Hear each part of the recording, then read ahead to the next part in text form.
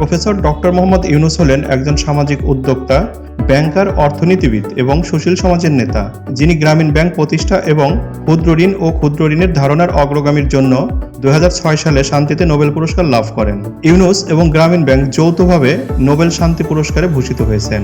তিনি 2009 সালে মার্কিন যুক্তরাষ্ট্রের প্রেসিডেন্সিয়াল মেডেল অফ ফ্রিডম এবং 2010 সালে কংগ্রেশনাল গোল্ড মেডেল পান। তিনি চট্টগ্রাম বিশ্ববিদ্যালয়ের অর্থনীতি বিভাগের একজন শিক্ষক ছিলেন। অধ্যাপক ইউনূস গ্রামীণ ব্যাংকের প্রতিষ্ঠাতা। তিনি প্রথম বাংলাদেশী হিসেবে নোবেল পুরস্কার লাভ করেন। ডক্টর ইউনূস বিশ্ব খাদ্য পুরস্কার সহ আরও অসংখ্য জাতীয় ও আন্তর্জাতিক পুরস্কার লাভ করেছেন। ডক্টর মোহাম্মদ ইউনূস 1940 সালের 28 জুন চট্টগ্রাম জেলার হাটহাজারী উপজেলার বাথোয়া গ্রামে জন্মগ্রহণ করেন। তার পিতার নাম হাজী দুলা মিয়া সওদাগর এবং মাতার নাম সুফিয়া খাতুন। ডক্টর মোহাম্মদ ইউনূস প্রথম মহাজন ফকিরের স্কুলে ভর্তি হন। চট্টগ্রাম কলেজিয়েট স্কুল থেকে ম্যাট্রিক পরীক্ষায় মোহাম্মদ ইউনূস মেধা তালিকায় 16তম স্থান অধিকার করেন এবং চট্টগ্রাম কলেজে ভর্তি হন। সেখানে তিনি সাংস্কৃতিক এবং রাজনৈতিক কর্মকাণ্ডের সাথে নিজেকে যুক্ত করেন। কলেজে তিনি নাটকে অভিনয় করে প্রথম পুরস্কার লাভ করেন। এছাড়াও তিনি সাহিত্য পত্রিকা সম্পাদনা এবং আজাদী পত্রিকার কলাম লেখার কাজে যুক্ত ছিলেন। সপ্তম শ্রেণীতে পড়ার সময় তিনি বয়েজ স্কাউটসে যোগ দেন এবং বয়েজ স্কাউটসের পক্ষ থেকে মাত্র 15 বছর বয়সে যুক্তরাষ্ট্র, কানাডা সহ এশিয়া এবং ইউরোপের বিভিন্ন দেশ ভ্রমণ করেন। 1957 সালে মোহাম্মদ ইউনূস ঢাকা বিশ্ববিদ্যালয়ে অর্থনীতি বিভাগের সম্মান শ্রেণীতে ভর্তি হন এবং সেখান থেকেই বিএ এবং এমএ সম্পন্ন করেন।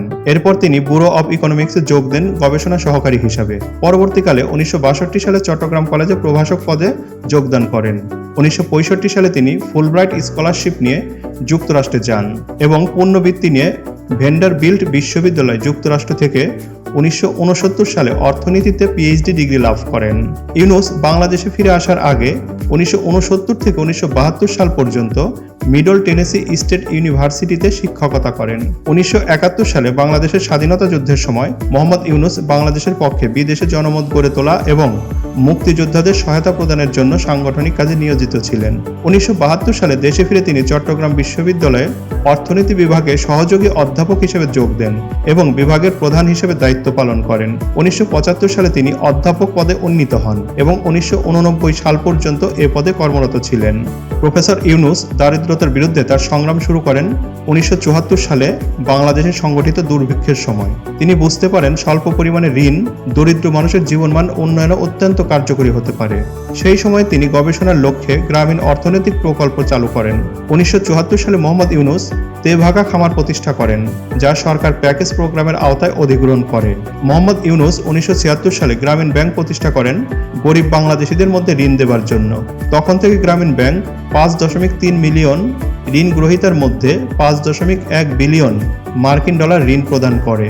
ডক্টর ইউনূস পৃথিবীর বিভিন্ন দেশের বিভিন্ন বিশ্ববিদ্যালয় থেকে 50টি সম্মানসূচক ডক্টরেট ডিগ্রি অর্জন করেছেন। শান্তিতে নোবেলজয়ী গ্রামীণ ব্যাংকের প্রতিষ্ঠাতা ডক্টর মোহাম্মদ ইউনূস যুক্তরাষ্ট্রের সর্বোচ্চ বেসামরিক সম্মাননা কংগ্রেশনাল গোল্ড মেডেল গ্রহণ করেছেন।